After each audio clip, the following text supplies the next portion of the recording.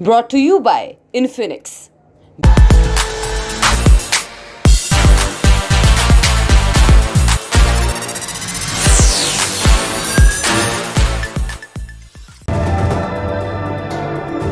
Brought to you by Infinix.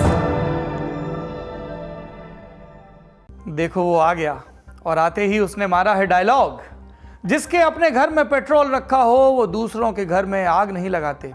हमको नहीं पता इस डायलॉग का क्या मतलब है। हमारे दुनियादारी के चीफ प्रोड्यूसर अभिषेक ने लिखा तो हमने पढ़ दिया। पर सही बात यह है देवियों और सज्जनों कि यह कहावत ब्रिटेन पर चरितार्थ होती है। आज के वक्त में दुनिया की दो सबसे बड़ी राजनीतिक समस्याएं ब्रिटिश साम्राज्य की देन है। उन्होंने जाते जाते हिंदुस्तान का बंटवारा किया और इसने कश्मीर समस्या को जन्म दिया। इसी तरह उसने फिलिस्तीन के विभाजन का खाका खींचा, जो बाद में मिडिल ईस्ट का सबसे बड़ा विवाद बना। जिस समय ब्रिटिश साम्राज्य दूसरों के घरों में माचिस लगा रहा था, उसी समय उसके अपने अहाते में चिंगारी सुलग रही थी। आगे बढ़ने से पहले एक बेसिक क्लियर करते हैं तो समझ में आएगा। नक्शा देखिए, ब्रिटेन का है। यूरोप की पश्चिमी सीमा, जमीनी सीमा के अंतिम छोर पर फ्रांस, जर्मनी और नेदरलैंड जैसे देश। उसके बाद समंदर शुरू होता है और समंदर के ठीक बाद कुछ द्वीप दिख रहे हैं। इन द्वीपों को ब्रिटिश आइल्स कहते हैं। इसमें कुल 3 देश हैं। पहला इंग्लैंड, दूसरा स्कॉटलैंड और तीसरा है आयरलैंड। आयरलैंड 1921 में आज़ाद मुल्क बन गया था, हालांकि उसका उत्तरी हिस्सा यूनाइटेड किंगडम यूके का हिस्सा बना रहा। उत्तरी आयरलैंड में यूके से अलग होने की छटपटाहट थी। वो रिपब्लिक ऑफ आयरलैंड में शामिल होना चाहता था।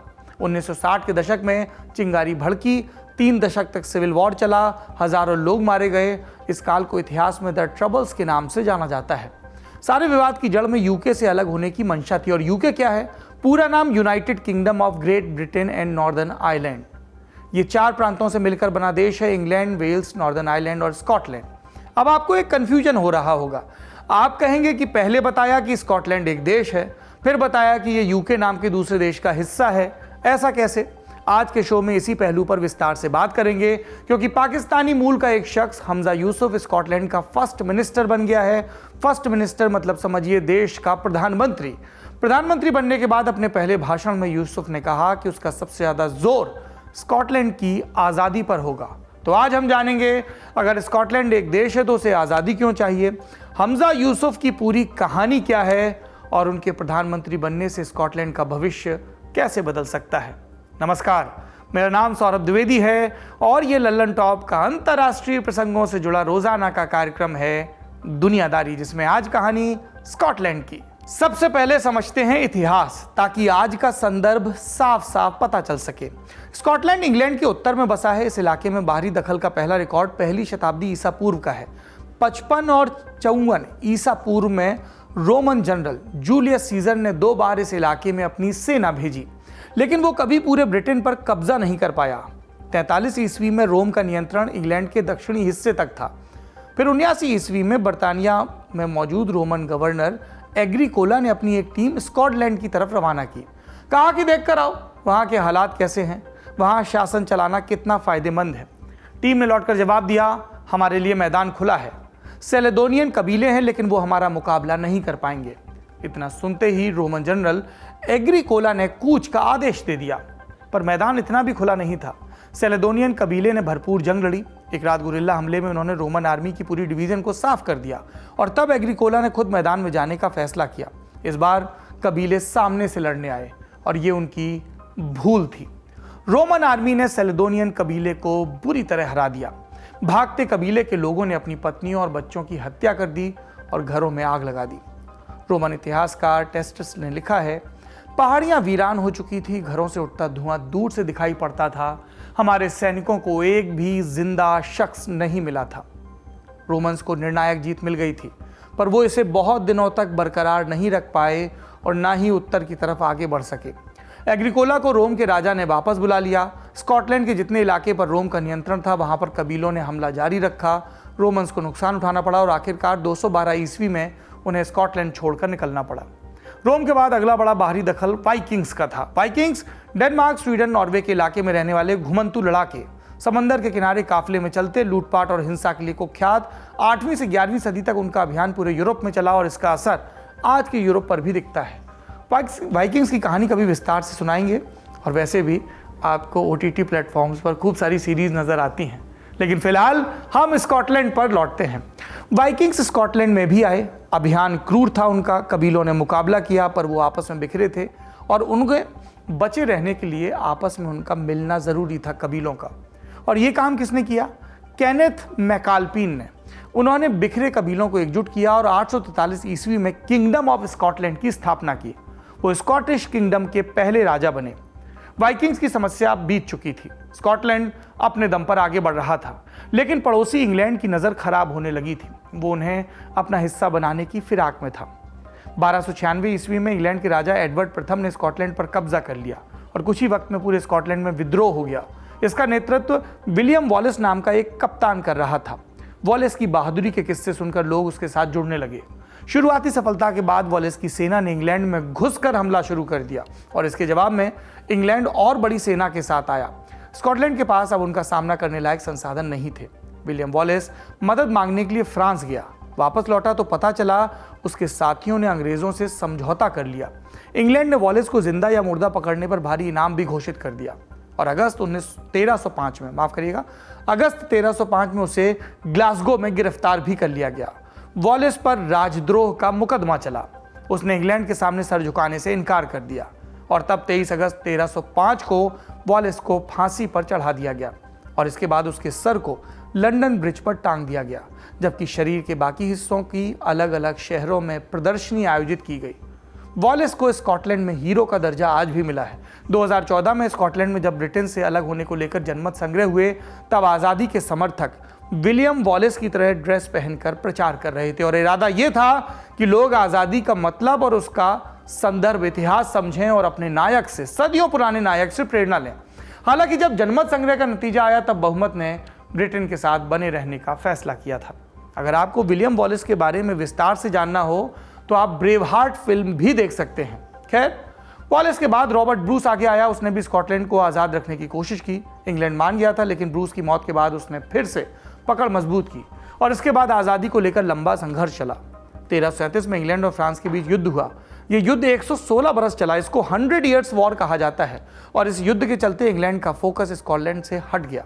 फिर आया 1603 का साल। इस बरस स्कॉटलैंड की महारानी एलिजाबेथ प्रथम की मृत्यु हुई। महारानी का कोई बच्चा नहीं था। ऐसे में उत्तराधिकारी चुना गया स्कॉटलैंड के राजा जेम्स 6 को। जेम्स के समय में स्कॉटलैंड, आयरलैंड और इंग्लैंड को एक बना दिया गया। इंग्लैंड के राजदरबार में स्कॉटिश राजा बहुत कम लोगों को रास आ रहा था। कुछ ने मिलकर जेम्स को मारने की साजिश रची। ये फेल रही। जेम्स का राज चलता रहा, लेकिन आने वाला समय ब्रिटेन के लिए अराजकता से भरा होने वाला था। अगले 100 बरस तक इंग्लैंड की गद्दी पर तख्ता पलट और विद्रोह का खेल चलता रहा। इसमें स्कॉटलैंड के राजाओं की भी भूमिका रहती थी। फिर आया 1690 का दशक। स्कॉटलैंड ने पनामा को हथियाने की कोशिश की, नाकाम रहे और इससे उनका खजाना खाली हो गया। संसद के अंदर भी विभाजन पैदा हो रहा था। शासक में भरोसा घट चुका था और तब मई 1707 में इंग्लैंड और स्कॉटलैंड ने एक होने का फैसला किया और इसको कहा गया ग्रेट ब्रिटेन। इस यूनियन के तहत स्कॉटलैंड को आर्थिक सुरक्षा मिली और उन्हें इंग्लैंड के औपनिवेशिक ट्रेड रूट का एक्सेस भी मिला। और क्या हुआ? मुद्रा, टैक्स और व्यापार के विषय पूरे तौर पर ग्रेट ब्रिटेन में एक जैसे हो गए। सिस्टम एक जैसा। कानून, धर्म और शिक्षा जैसे मुद्दों पर स्कॉटलैंड का अधिकार बना रहा। स्कॉटलैंड ने लंदन के वेस्टमिंस्टर में मौजूद ब्रिटिश पार्लियामेंट को ज्वाइन करने पर सहमति दी। स्कॉटलैंड में चुने सांसद लंदन वाली संसद में बैठने वाले थे। 17वीं सेंचुरी में इनका हुआ था यूनियन ऑफ द क्राउन्स और वो इसलिए हुआ था कि जो उस वक्त अंग्रेज राजा थे उनको विरासत में मिली स्कॉटलैंड, क्योंकि मतलब जो सक्सेशन जिस तरह से होती थी तो यूनियन ऑफ द क्राउन्स हुआ। ठीक है। और उसके बाद 1707 वगैरह के आसपास इनकी जो है दोनों पार्लियामेंट्स वगैरह को भी जोड़ने की बात चली और इसको कहते हैं मतलब एक्ट ऑफ यूनियन। और ये उस वक्त इसलिए हुआ था क्योंकि जो न्यू मिडिल क्लासेस उभर रही थी उस समय, तो उनको ये लगा था कि जो माहौल था यूरोपियन पॉलिटिक्स के अंदर, अगर आप अलग अलग देश होंगे तो फिर उसमें आपको वॉर या ट्रेड इसकी एडवांटेजेस नहीं मिल पाएंगी। इस यूनियन का उस समय भी ज़बरदस्त विरोध हुआ, लेकिन स्कॉटलैंड की संसद में यूनियन के समर्थकों की संख्या अधिक थी। ये लोग व्यापारी और दूसरी एलीट क्लास के थे। उन्हें इंग्लैंड के साथ मिलने में फ़ायदा नज़र आ रहा था। राष्ट्रवादी नेताओं ने इस फैसले का विरोध किया और कहा, इंग्लिश सोने के लिए हमारे प्रतिनिधियों ने हमें बेच दिया, हमारी आज़ादी बेच दी। इसके अलावा दोनों देश एक दूसरे के धुर विरोधी रह चुके थे। इंग्लैंड के राजाओं ने स्कॉटलैंड के नायकों की हत्या करवाई थी, इसलिए वो लोग इंग्लैंड पर भरोसा नहीं कर पा रहे थे और इस धड़े के लोगों ने तब की क्रांति की कोशिश, लेकिन इंग्लैंड ने उन्हें आसानी से दबा दिया और फिर ब्रिटिश पार्लियामेंट ने सख्त कानून बनाकर उनका उभरना मुश्किल कर दिया। कुछ वक्त बाद औद्योगिक क्रांति हुई। ब्रिटिश साम्राज्य की कॉलोनियों में विद्रोह होने लगा। स्कॉटिश सैनिक ब्रिटेन की तरफ से लड़ने के लिए जाने लगे। एक तरह से वे एक सिक्के के दो पहलू बन गए और ऐसे में अलग पहचान की मांग नरम पड़ती गई। स्कॉटलैंड के साथ इंग्लैंड का एक लंबा झगड़ा और विवाद का तारीख रहा है, इतिहास रहा है। मगर हम देखते हैं कि 1690 के करीब जब यूरोप के बहुत सारे जो मुल्क है वो अफ्रीका और आज की जो एशिया और लैटिन अमेरिका में कॉलोनी बनाने की एक प्रतियोगिता में शामिल हुए और उसमें स्कॉटलैंड भी पहले बार उनको लगा कि सब जब यूरोप के बाहर जाके एक एक कॉलोनी बना रहे तो क्यों ना हम भी इस प्रतियोगिता में अपने आप को शामिल करें। तो स्कॉटलैंड ने पनामा में अपना कॉलोनी बनाने की कोशिश किया 1690 के करीब, और मगर ये उनको बहुत भारी पड़ा क्योंकि वो नाकाम रहे और उनकी जो पूंजी थे, उनके जो इन्वेस्टमेंट है वो सब जाया हो गया और माशी तरह से उनकी जो अर्थनीति था वो ध्वस्त हो गया। तो जिसके साथ वो इतने दिन तक लड़ाई करते थे, उस वक्त उनको लगा कि जब इंग्लैंड एक बहुत बड़े ताकत बन के उभर रहे हैं तो क्यों ना हम उनके साथ एक वॉलंटरी एक यूनियन कायम करें। और इसी तहत 1707 में एक मुआहदा हुआ जिसमें इंग्लैंड और स्कॉटलैंड एक यूनियन में शामिल हो गए। और उसके बाद फिर स्कॉटलैंड को बहुत सारे इंग्लैंड में इंडस्ट्रियल रेवोल्यूशन हुआ, इंग्लैंड बहुत सारे कॉलोनी पे अपना कब्जा जमा के बैठे और इसके चलते स्कॉटलैंड को लगा कि हम अगर इंग्लैंड के साथ रह जाए तो हमें माशी तरह से इकोनॉमिकली बहुत सारे फायदा है, और ऐसे ही ये यूनियन चलता रहा। फिर 19वीं सदी के अंत में होम रूल की मांग उठी। कहा गया कि स्कॉटलैंड को खुद से अपना शासन चलाने का अधिकार मिलना चाहिए। 20वीं सदी की शुरुआत में स्कॉटलैंड के लिए अलग संसद बनाने का प्रस्ताव भी पेश हुआ। वहीं बगल के आयरलैंड में आज़ादी की मांग उठ रही थी। फिर 1914 में पहला वर्ल्ड वॉर शुरू हुआ और इस मांग को ठंडे बस्ते में डाल दिया गया। वर्ल्ड वॉर के बाद आयरलैंड ने फ्री स्टेट की मांग जारी रखी, गुरिल्ला लड़ाई कर आज़ादी भी हासिल की। पर स्कॉटलैंड में राजनीतिक पार्टियां दो धड़ों में बटी थी। एक धड़ा इंग्लैंड के साथ रहने में भलाई मानता था और अकेले दम पर आगे नहीं बढ़ पाएंगे ये तर्क देता था, और दूसरा धड़ा कहता था स्कॉटलैंड अपने आप में सक्षम है, उसे किसी के ऊपर टिके रहने की ज़रूरत नहीं है। पहले वर्ल्ड वॉर के बाद इंग्लैंड कमज़ोर पड़ रहा था, अपना बोझ नहीं उठा पा रहा था, तो वो हम पर ध्यान क्यों देगा, ये भी इनका तर्क था। इस धड़े की दो पार्टियां, नेशनल पार्टी ऑफ स्कॉटलैंड और स्कॉटिश पार्टी ने 1934 में आपस में मिलने का फैसला किया और नाम रखा Scottish national party SNP। SNP ने स्कॉटलैंड की स्वायत्तता पर जोर दिया।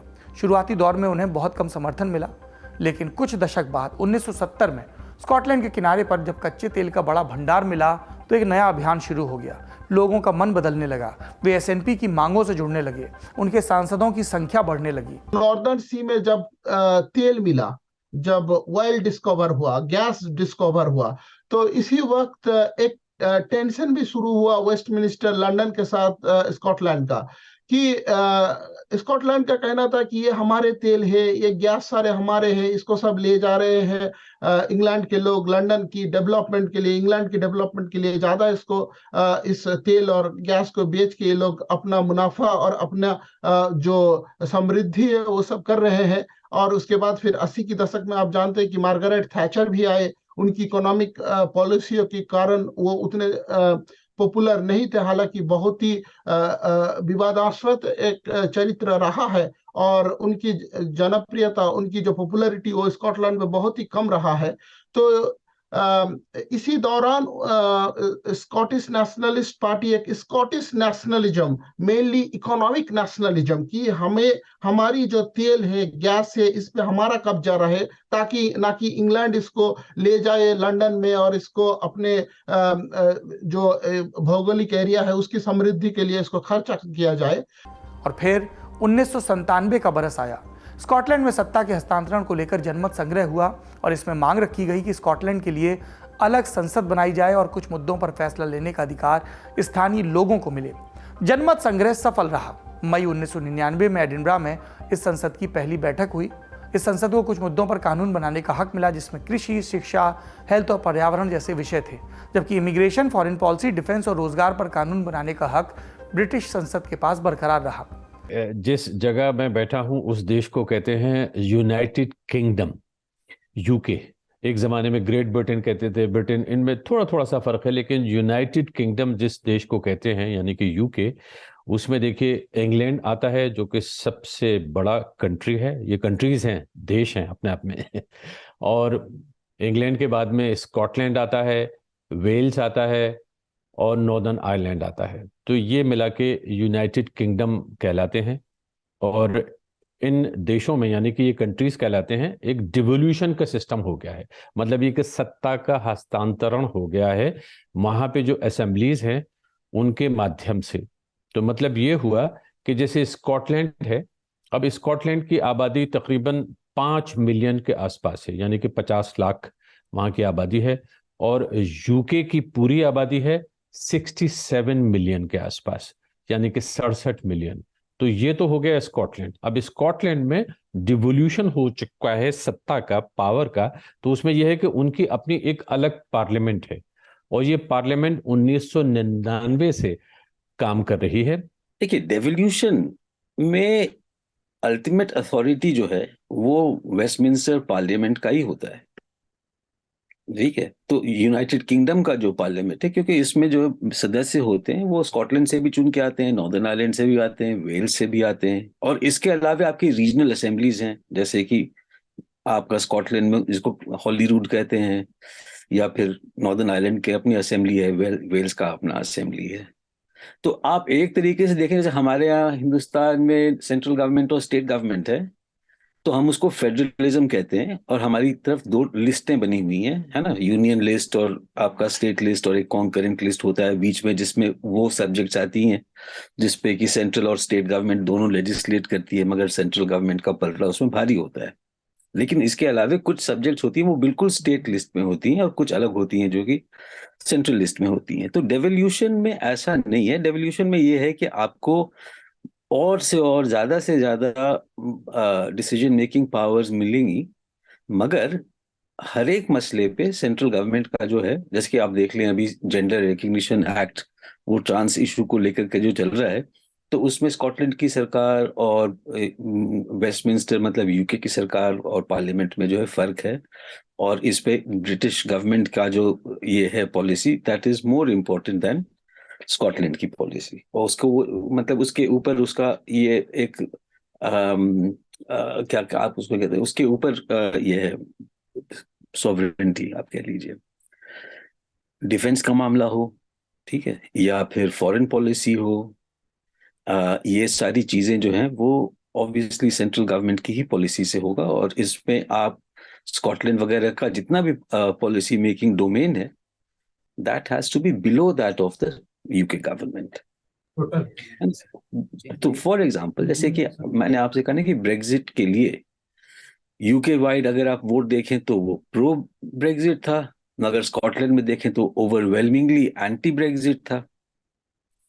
मगर स्कॉटलैंड के पास ये पावर्स नहीं थे कि वो अपना एक अलग ब्रेग्जिट पॉलिसी बना लेती। एसएनपी इतने से बदलाव से खुश नहीं थी। 2011 के बरस में एसएनपी को इस संसद में पहली बार बहुमत मिला और 3 बरस बाद उन्होंने स्कॉटलैंड में एक बार फिर से जनमत संग्रह कराया यूके से अलग होने के लिए।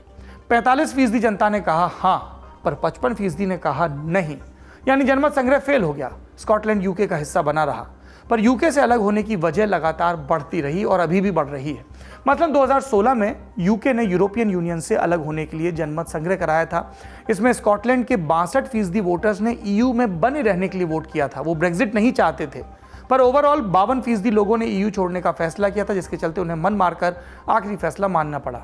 और इसके बाद भी स्कॉटलैंड में आज़ादी की मांग जोर पकड़ने लगी। स्कॉटलैंड और ज्यादा अधिकारों की मांग करता रहा है कि हमको और ज्यादा राजनीतिक अधिकार चाहिए, इख्तियारात चाहिए, और वो उसको धीरे धीरे करके मिले भी हैं। अब मामला इस हद तक पहुंच गया है कि स्कॉटलैंड आज़ादी चाहता है, आज़ादी चाहता है यूनाइटेड किंगडम से। और इसीलिए 2014 में यानी कि 2014 में एक रेफरेंडम हुआ था यूके में, और उसमें यह था कि क्या स्कॉटलैंड आज़ाद होना चाहिए या यूके का हिस्सा बने रहना चाहिए। और ज़बरदस्त तैयारियां हुई थी। एक स्कॉटिश नेशनलिस्ट पार्टी है, उसने तो बाकायदगी से ये कहा कि आज़ाद होना चाहिए, और यही वजह है कि वो इलेक्शन में लगातार जीत भी रही है। और उसको ये उम्मीद थी कि 2014 के रेफरेंडम में जो जनमत संग्रह है उसमें लोग ये फैसला कर सकेंगे स्कॉटलैंड का कि वो आज़ाद रहे, लेकिन फैसला उल्टा हो गया। मतलब ये कि तकरीबन 55% लोगों ने ये कहा कि नहीं, स्कॉटलैंड यूके का ही हिस्सा रहना चाहिए, अभी आज़ादी लेने का वक्त नहीं आया है। जो धड़ा यूके में बना रहना चाहता है, उनका सबसे बड़ा फोकस आर्थिक फायदे पर है। 2020 की द इकोनॉमिस्ट की रिपोर्ट के मुताबिक इंग्लैंड स्कॉटलैंड का सबसे बड़ा ट्रेड पार्टनर है। स्कॉटलैंड में बनने वाला 60% सामान इंग्लैंड में बिकता है। इसके अलावा भी कई मुद्दे हैं जिस पर उन्हें फायदे की उम्मीद रहती है। आज के दिन हम स्कॉटलैंड की कहानी आपको क्यों सुना रहे हैं? बाबा आदम के जमाने से, जैसा हमारे बुंदेलखंड में कहते हैं, एकदम ईसापुर से इतिहास शुरू किया और कहां तक ले आए। वजह बताता हूं। शुरुआत में जिक्र किया था, पाकिस्तानी मूल के हमजा यूसुफ को स्कॉटलैंड का फर्स्ट मिनिस्टर और एसएनपी का नेता चुना गया। वो स्कॉटलैंड के पहले मुस्लिम प्रधानमंत्री होंगे। उनके पिता पाकिस्तान से 1960 के दशक में स्कॉटलैंड गए थे, जबकि उनकी मां कीनिया के एक दक्षिण एशियाई परिवार में पैदा हुई थी। यहाँ पूरे यूनाइटेड किंगडम में भारतीय मूल के जो लोग हैं वो एक लंबे अरसे से यहाँ रहे हैं। यहाँ के इतिहास में, यहाँ की राजनीति में उनका एक जबरदस्त रोल रहा है। लेकिन इसमें भी दो राय नहीं है कि पिछले 30-35 सालों में ये जो रोल है, ये जो भूमिका है भारतीय मूल के लोगों की, वो बहुत ज्यादा बढ़ गई है। जब मैं भारतीय मूल का कह रहा हूं तो यहाँ पे थोड़ा सा हो सकता है पॉलिटिकली इनकरेक्ट जबान इसलिए हो जाए कि 1947 में भारत का बंटवारा हो गया, एक मुल्क बन गया पाकिस्तान, और पाकिस्तान के भी दो टुकड़े हो गए, उसमें से बन गया बांग्लादेश। तो अब वो मुमकिन है कि उन लोगों को ये कहना पसंद ना हो कि वो भारतीय मूल के हैं। कुछ लोग समझते हैं कि बार बार कहते हैं कि नहीं, वो पाकिस्तानी ओरिजिन के हैं। तो मतलब ये कि जो पाकिस्तानी ओरिजिन के लोग हैं या भारतीय मूल के लोग हैं या बांग्लादेशी मूल के लोग हैं, उनकी तादाद यहाँ पे अच्छी खासी है, और उन्होंने राजनीति में बहुत ही सक्रिय भूमिका निभाई है। और यही वजह है कि आज पूरे यूके की संसद में जो एथनिक माइनॉरिटीज के लोग हैं, जिसमें भारतीय लोग भी शामिल हैं, वो तकरीबन 65 MPs हैं, जिसमें कि काले भी हैं, जिसमें कि बाहर से दूसरे अफ्रीकन जो कंट्रीज हैं वहां से आने वाले लोग, और इधर जो कैरिबियन नेशंस हैं वहां से आने वाले लोग, और फिर हमारे साउथ एशिया से आने वाले लोग। तो मतलब ये है कि भारतीय मूल के लोगों ने जबरदस्त रोल निभाया है। और यही वजह है कि आज की तारीख में जो यूके का प्राइम मिनिस्टर है, आप जानते हैं उनका नाम है ऋषि सुनक, उनको भारतीय ओरिजिन का कहा जा सकता है। और अब स्कॉटलैंड के जो फर्स्ट मिनिस्टर इलेक्ट हुए हैं वो हैं हमजा यूसुफ। और हमजा यूसुफ पाकिस्तानी ओरिजिन के कह लीजिए, बल्कि शायद ये कहना ज्यादा होगा कि पंजाबी ओरिजिन के हैं। और दिलचस्प उसमें बात यह है कि पंजाबी ओरिजिन के ही ऋषि सुनक हैं। तो एक गजब की बात यह हुई है कि पंजाबी ओरिजिन के दो बड़े जो पॉलिटिशियंस हैं वो इस वक्त ब्रिटेन में छाए हुए हैं। और पंजाब में भी दिलचस्प बात यह है कि ये वेस्ट पंजाब है, यानी कि जिसको अब पाकिस्तान कहा जाता है। तो मियाँ चानू नाम की एक जगह है, जिला खानेवाल है पाकिस्तान में, बहुत अच्छा बड़ा मशहूर जिला है। वहां से इनके जो वालिदैन हैं, खास तौर पे जो फादर हैं, वो वहां से आए थे हमजा यूसुफ के। और ऋषि सुनक के बारे में आप सब लोग जानते हैं कि उनके जो एक ग्रैंड पेरेंट थे वो आए थे गुजरांवाला से। तो मतलब ये कि गुजरांवाला से जो मैटरनल ग्रैंडफादर थे इनके ऋषि सुनक के, वो लुधियाना से आए थे। तो मतलब ये है कि पंजाब छाया हुआ है स्कॉटलैंड में और यहाँ इंग्लैंड में खास तौर पर। हमजा की पढ़ाई लिखाई ग्लासगो में हुई। कुछ समय तक उन्होंने कॉल सेंटर में काम किया, फिर वो एक सांसद के असिस्टेंट बने। 2011 में उन्हें एसएनपी की तरफ से सांसद चुन लिया गया। 2016 में उन्हें ट्रांसपोर्ट मिनिस्टर बनाया गया। 2018 में हमजा यूसुफ को जस्टिस मिनिस्टर की जिम्मेदारी मिली और फिर मई 2021 में हेल्थ डिपार्टमेंट। अपने कार्यकाल में वो भ्रामक और सांप्रदायिक ट्वीट्स के लिए विवादों में भी रहे। हमजा यूसुफ की पॉपुलैरिटी की जो बात है, वो इसके पहले जस्टिस मिनिस्टर थे। उस वक्त हेट क्राइम बिल लाया था, जिसको बहुत सारे इमिग्रेंट ने, जो स्कॉटलैंड के जो भारतीय मूल के या दक्षिण एशियाई मूल के लोग हैं, उन्होंने, बहुत सारे लोगों ने हेट क्राइम बिल को सपोर्ट किया था। वो जब हेल्थ मिनिस्टर बने स्कॉटलैंड के निकोला स्टर्जन के अंदर, तो उनकी कोविड पॉलिसी को मतलब कुछ लोगों ने क्रिटिसिज्म भी किया और कुछ लोगों ने फिर वैक्सीनेशन प्रोग्राम को सराहा भी। मगर उनकी हेल्थ मिनिस्टर रहते हुए अभी इंग्लैंड में जो हेल्थ सिस्टम है वो बहुत ही एक खराब वक्त के साथ गुजर रहे हैं। यहाँ की इकोनॉमी भी पूरे यूनाइटेड किंगडम की, तो एम्बुलेंस की वेटिंग आवर 6 आवर्स हो गया स्कॉटलैंड में। इसके चलते बहुत सारे लोगों ने उनकी आलोचना भी किया है कि आपने इस चीज को सही से सुधरा नहीं। तो आप अगर issue to issue by issue देखें तो किसी इशू में उन्होंने सराहा है, किसी इशू में उन्होंने इंडियन मूल के लोग जैसे और दूसरे स्कॉटिश मूल के लोग के जैसे उनकी आलोचना किया है। मगर आप अगर एक इंस्पिरेशन के तौर पे देखें तो हाँ, वो इंडियन हो, पाकिस्तानी हो, बांग्लादेशी हो, अफ्रीकन हो, कैरेबियन हो, सब इस तरह की जो इमिग्रेंट घर की उन्होंने हमजा यूसुफ ने जब ओथ लिया, कल जब उनको वो जो ऐलान हुआ और क्या कहा कि आज मेरी दादा की याद बहुत आ रहा है जो पंजाब से एक दिन आया था और यहाँ की उनकी दादा एक जो सीविंग मशीन की फैक्ट्री है उसमें काम करते थे। फर्स्ट मिनिस्टर चुने जाने के बाद यूसुफ ने अपनी अप्रवासी पहचान को याद किया।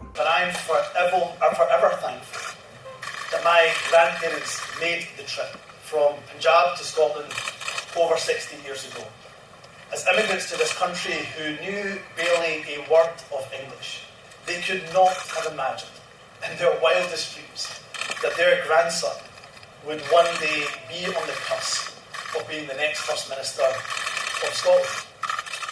जहां तक स्कॉटलैंड की आज़ादी की बात है, यूसुफ ने कहा कि वो इस मांग को आगे बढ़ाने के लिए तैयार हैं, लेकिन अपने तरीके से। उनका कहना है कि जब तक 50 से 51% लोग यूके से अलग होने के लिए हामी नहीं भरेंगे तब तक वो जनमत संग्रह नहीं कराएंगे। यूसुफ ने ईयू की सदस्यता लेने की बात भी कही। इसके लिए स्कॉटलैंड का यूके से अलग होना अनिवार्य शर्त है। Joining the SNP for me was an act of hope, but it was also a statement of intent. I was determined then, as I am now, that we will deliver independence for Scotland together as a team. I'm a proud Scot and equally a proud European too, and Scotland is a European nation. We want to return to the European Union and play our part in building a continent that's based on human rights, on peace, prosperity and social justice. देखिए, Scotland में हम यूं देख लेते हैं कि पिछले 10 साल में जो पॉलिसी रही है, वहाँ की सबसे बड़ी जो पार्टी है स्कॉटिश नेशनलिस्ट पार्टी, SNP कहते हैं, वो प्रो स्वतंत्रता है, प्रो इंडिपेंडेंस है, आज़ादी चाहती है। यानी स्कॉटलैंड एक आज़ाद मुल्क होना चाहिए और हमजा यूसुफ उस पार्टी का हिस्सा बल्कि आज वो उस पार्टी के लीडर हैं। तो उनसे पहले जो फर्स्ट मिनिस्टर होती थी जिनको रिप्लेस किया है हमजा यूसुफ ने, उनका नाम है निकोला स्टर्जन, और वो बाकायदगी से कह रही थी कि जल्द अज जल्द रेफरेंडम होना चाहिए ताकि स्कॉटलैंड आज़ाद हो सके। लेकिन थोड़ा सा पिछले 5-6 दिनों में तब्दीली ये आई है हमजा यूसुफ के आने के बाद से कि हमजा यूसुफ थोड़ा सा ठहर के चलना चाहते हैं आज़ादी के मामले पे, खासतौर पे रेफरेंडम के मामले पे। उनका कहना है कि अभी कुछ साल और देख लिया जाए। तो शायद सबसे बड़ी चेंज ये है कि जो निकोला स्टर्जन, जो उससे पहले लीडर थी स्कॉटिश नेशनलिस्ट पार्टी की और फर्स्ट मिनिस्टर थी, वो बहुत ज्यादा एक ऑर्थोडॉक्स व्यू था उनका कि रेफरेंडम जल्द से जल्द हो और स्कॉटलैंड आज़ाद हो। लेकिन शायद हमजा यूसुफ जो हैं वो थोड़ा सा ठहर के इस मामले पे फैसला करना चाहते हैं। यानी कि लंदन का ये कहना है कि देखिए, आपने रेफरेंडम मांगा था, हमने आपको रेफरेंडम दे दिया। रेफरेंडम में जो स्कॉटिश नेशनलिस्ट पार्टी है वो हार गई कि क्योंकि वो आज़ादी चाहती थी और वहाँ के लोगों ने ये फैसला किया कि वो अभी आज़ाद नहीं होना चाहते हैं। 55% लोगों ने ये फैसला किया कि वो यूके के साथ बने रहना चाहते हैं। तो यहाँ यूके की सरकार का, यानी कि 10 डाउनिंग स्ट्रीट में जो प्राइम मिनिस्टर होता है लंदन में, उनका ये कहना है कि रेफरेंडम हो चुका है, अब बार बार रेफरेंडम नहीं होगा, इसलिए फिलहाल शांत रहिए। लेकिन ये कि हाँ, जो डिवोल्यूशन हो चुका है, यानी कि सत्ता का ज्यादा से ज्यादा जो हस्तांतरण हो चुका है स्कॉटलैंड में, वो जारी रहेगा। जो स्कॉटलैंड के अधिकार हैं वो भी अपनी जगह जारी रहेंगे। और भी अगर कोई बात करनी है तो आइए हमसे बात करिए। पिछले 2 दिन में बार बार जो ऋषि सुनक हैं, यहाँ के प्रधानमंत्री, उन्होंने कहा है कि हम हर विषय पे बात करने के लिए तैयार हैं। लेकिन फिलहाल, और स्कॉटलैंड में जो रेफरेंडम का मामला उसमें भी बात कर सकते हैं, लेकिन अभी फिलहाल रेफरेंडम का वक्त नहीं है। आपने पूरा मामला सुना, एक्सपर्ट की राय सुनी। जाते जाते एक ट्वीट की चर्चा जरूरी है। ट्वीट चन्ना प्रकाश नाम के ट्विटर यूजर का है। लिखा, तो क्या पाकिस्तानी मूल के स्कॉटलैंड के फर्स्ट मिनिस्टर भारतीय मूल के ब्रिटेन के प्राइम मिनिस्टर के साथ ब्रिटेन के विभाजन पर चर्चा करेंगे? भारत और पाकिस्तान का विभाजन करने वाले ब्रिटेन पर विभाजन की तलवार लटक रही है और यही समय का पराक्रम है। आज की दुनियादारी में इतना ही। उम्मीद है कल फिर मुलाकात होगी। विदा लेता हूं। शुक्रिया, शुभ रात्रि। सिर्फ 59 रुपए महीने में पाइए यूट्यूब पर LT प्रीमियम। किसी भी प्लेटफॉर्म से 3 दिन पहले देखिए हमारे प्रीमियम प्रोग्राम जैसे guest in the news room, किताब वाला आदि। इसके अलावा बहुत कुछ। सब्सक्राइब करने के लिए ललन टॉप के यूट्यूब चैनल पर जाकर क्लिक करें ज्वाइन बटन।